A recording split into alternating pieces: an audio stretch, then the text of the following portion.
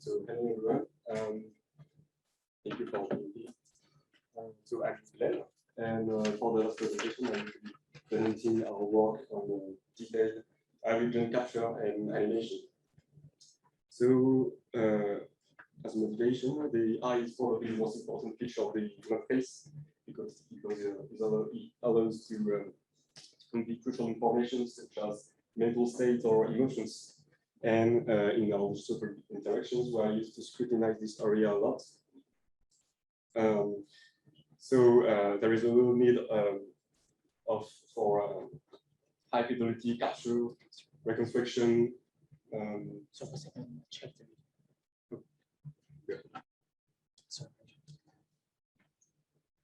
there is a real need to photographics for eye region capture, reconstruction, modeling, and animation. So eyes icon with a wide variety of shapes and appearances. So for example, this iris is brown and there are many other colors. Also the white of the eye, so the sclera, is not visible in the same way for different people. This is the same for other features such as the eyelid, or also the eye inner corner tissues. So on the left hand side we have the lacrimal caruncle, and on the right the plica seminaris. So they come with different shapes for different people. And also from a dynamic point of view, there are strange and complex effects happening between the eyeball and the surroundings of tissues, especially the eyeball. So more specifically, the upper eyelid almost perfectly follows the vertical gaze angle of something. And also, as we have seen, the eyeball rotation is visible through the eyelid due to the asperity of the eyeball and the bulge formed by the cornea. This is also visible for lateral motion, even if it is more subtle. And you may have noticed that in the inner eye corner tissue, the inner eye corner tissues are extending with outward gaze direction, and it can be significant. It is very person specific, but it can occupy up to 25% of the visible white of the visible sclera. So eyeball itself has been extensively studied during the past decade. We now have methods for very high quality reconstruction of the eyeball geometry, and particularly the iris. And also we have methods for eyeball modeling, and grading. So we know that the eyeball has a varying center of rotation. Also, corrective work also includes eye tracking and reconstruction methods. So they display impressive results. But here we want to take the problem by the other end, meaning we wish to infer semantic parameters in order to synthesize an animation. And different approaches have been proposed to simulate the eyeball and eyelid interaction, but they display as well very nice visual results, but they are based on a limited set of transfer data. So a number of interactions between the eyeball and the surroundings of tissues are missed. Here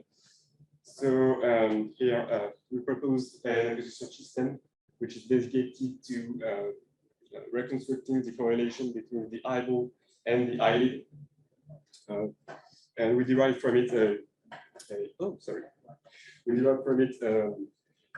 an animation based on the trilinear animation. Trilinear interpolation, which is what we call anatomically coherent. And we also began analyze the eye inner corner tissue extension in a population of more than 50 individuals. So our idea is to sample what we call the eyeball space, which is basically the Cartesian product of the vertical gaze angle, the horizontal gaze angle, and the eye aperture. So we decided to discretize the space in 3 steps for horizontal gaze angles. We have left, forward, right. 3 steps for vertical gaze angles, so up, forward, down, and 4 levels for aperture. So we asked the participant to make wide open eyes, half closed eyes, and closed eyes. So in total, we get we want to scan to capture at least 36 hypotheses, and this is what we have, what we did. So this is our capture setup. It contains 12 cameras arranged consecutively around the eye of the participants. Our system also features 14 lights and 9 visual targets for the participant to make the different gaze directions. You can also see that we have a chin strap device similar to that of an ophthalmologist in order to make to maintain the participant head. So in the end, we captured 57 participants, including 16 female, age ranging from 21 years old to 67 years old. So for each participant, we scanned 36 bodies, and using photogrammetry, we recovered 36 scans, so which are in the form of triangular meshes. So for example, there are 4 samples for these participants. And for animating, we want to put them into dense correspondence, and to do that, we use non-rigid template registration using non-rigid iterative persistence, non-rigid ICD, guided by 32 landmarks. So they can be divided into 7 categories. So the nose, the cheek, the eyebrow, and more closer to the eye, the upper eyelid crease, the lower eyelid crease, the eye borders, including the eye corners.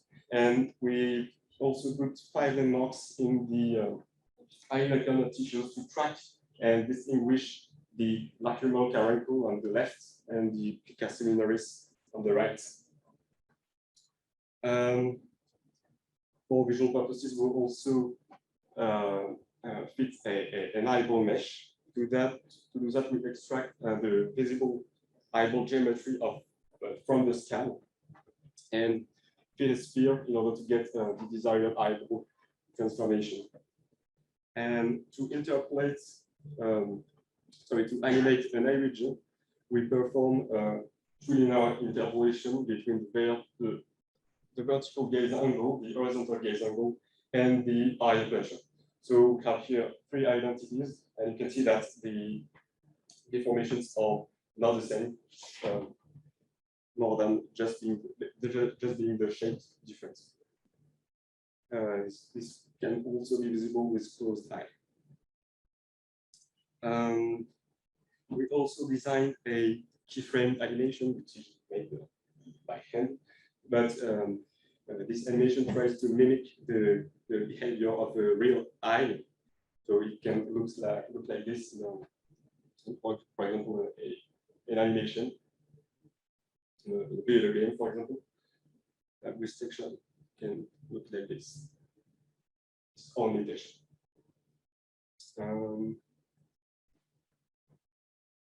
So the benefit of the trilinear interpolation against the linear interpolation is the conflict between 2 blend shapes. So, for example, look down and close the eye. They cannot be added up together. So we need a rig, and the trilinear interpolation is, in some sense, the rig that allows to avoid this artifact. Also, our capture system allows for acquiring some very specific details, such as this bulging effect occurring with inward gaze direction. And we believe that this is due to complex interaction between the eyeball, the nerves, whatever the skin, the fat, maybe the lymph, and that it is almost impossible to predict with physics-based method. unless you capture it in the first place. Also, we can reproduce the fact that the eyeball is visible through the eyelid because we capture it again. And lastly, the eye corneal tissues, especially the plica similaris, is extending with outward gaze direction. I recall that this is very person-specific. For these two identities, it's quite similar, but for some people it is extreme, and sometimes it is not expanding at all. But this is not the case for comparable approaches that only focus on the eyelid deformations with gaze variation. So to conclude, we propose a capture system for acquiring the eyeball and eyelid correlations, and we derive from it an anatomically coherent animation based on trilinear interpolation. In future work, because this is a still ongoing work, transformation, we will investigate other interpolation techniques, such as cubic, splines, or physics-based, and design qualitative evaluation to compare them to the grain truth. And to do that, we will perform dynamic capture as well. And one of the main reasons we conducting this work is to design our own eye region model, including all the details that have been seen here. So thank you, everyone, and if you have any questions, I will be happy to answer them.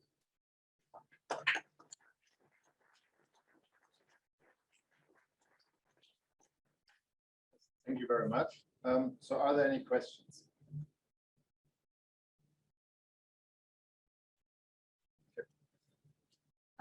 So hello. So what about the fringe cases, like when the participants, they use like an eye cap under their eyelids instead, like people with like deformed who are blind and have removed their eyes and such. Those kind of fringe cases. We make when we capture the participant, we make sure that there are no strange cases. So it cannot work if a person, like for example, have a hair strand in front of the camera. I don't know if it is really your question. Please correct me. But this is okay. Yeah. Thank you. Can I ask a question? Yeah. So I'll just shout. I think it's somewhat along the line. So when you capture a lot of data, do you find that all the people eyes behavior follow the same behavior, the same routine, or do you observe that there's a range of different movement, even though they are looking at the same direction? Yes, that's a very interesting question. So we didn't analyze that much the data so far in this term of analysis, but I believe that it doesn't vary too much between people, for example, between eye morphology as well. This is not what we expected, but there is still analysis that we have to conduct on this topic. Just one more question. So depending on the light source and whether the viewers are watching, looking straight at it, wouldn't their pupils also expand or contract differently? And such, have you considered that? Yes. So this work is not really about the eyeball. The eyeball have been very studied in details. And for example, there is slide. So this work on the top is able to reconstruct the different iris contractions. So to do that, they put light directly on the participant eye to make the iris open and close, and so they were able to capture that. So this one is not really the focus, but yes.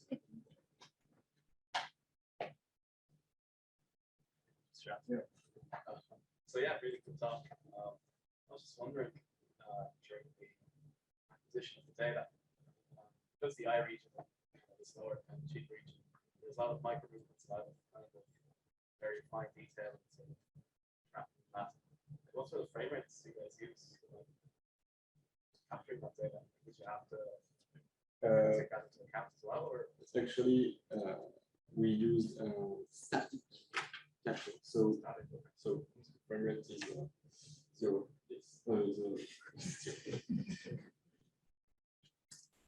And all the animation is performed in the interpolation side. So this is what we will investigate later. Okay. So yeah, I was very impressed by the level of detail of this work.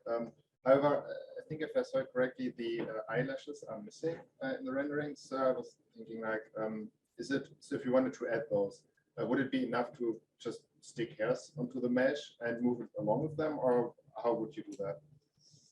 That's a good question. Actually, the eyelashes were even a bigger problem for capturing capturing the geometry. But yes, in the animation side, we will also in the end, if we want to make a photorealistic image model, we want to add incorporate the eyelids, the eyelashes. Sorry. One way we can do that is to segment them in the photos and to reconstruct them directly in 3D. So there are work specialized in this. Maybe we can use them, but maybe just a generic eyelash should help them. One more question.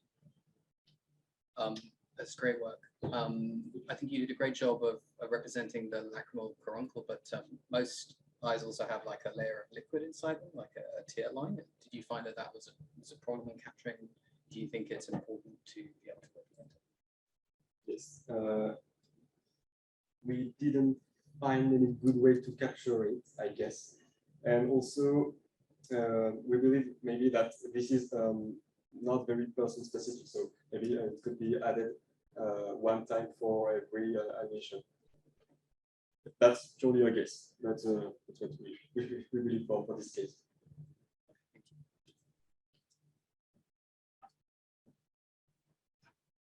Okay, so let's thank the speaker again.